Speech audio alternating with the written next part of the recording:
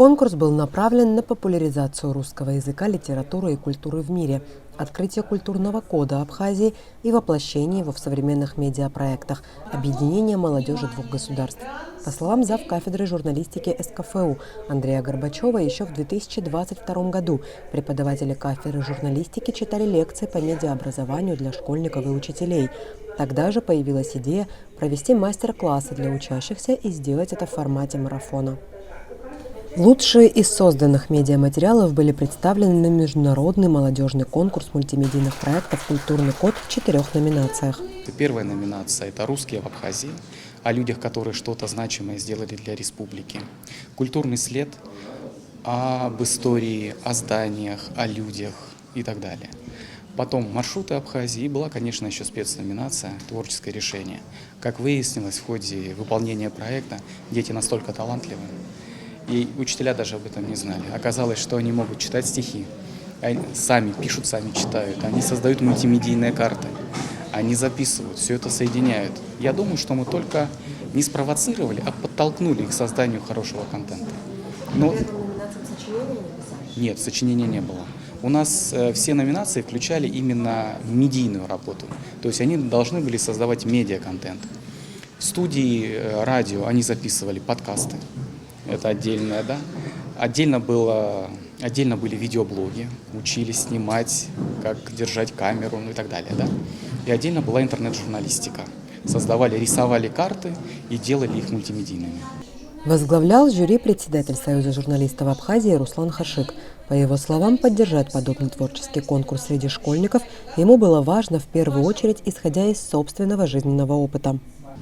Где-то лет 50 назад, вот в вашем возрасте, будучи учеником 5-6 класса, мой дядя Николай Чифович Хашик периодически мне рекомендовал: пиши о школьной жизни, пиши о событиях, пиши о мероприятиях, которые у вас там в школе происходят. Учился я в Гордянском лицее-интернате, в Сандрюкском сейчас.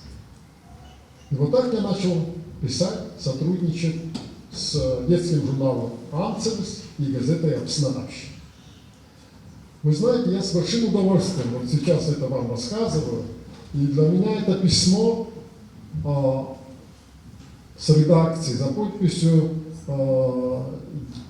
Яркая жена, которую я получил в редакции в ответ на мои заметки, которые я посылал в редакцию, я до сих пор помню, и вот сейчас с удовольствием вам об этом рассказываю.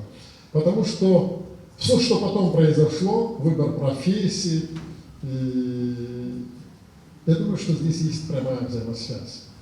Я поэтому с удовольствием поддержал.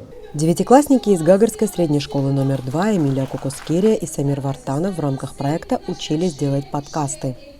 К нам приехали гости из Северного Кавказа, Федерального университета. Все происходило по такому темпу. Нас распределили по классам, и мы попали в класс мультимедийного гида.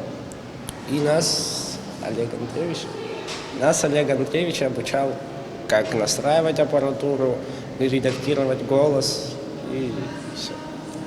Да, мы участвовали в мастер-классе мультимедийного гида, и мы редактировали наше звучание, наши голоса, и я со своим партнером рассказывала легенду о происхождении Абхазии. Спасибо огромное им за то, что они дали нам проявить себя и понять свои интересы.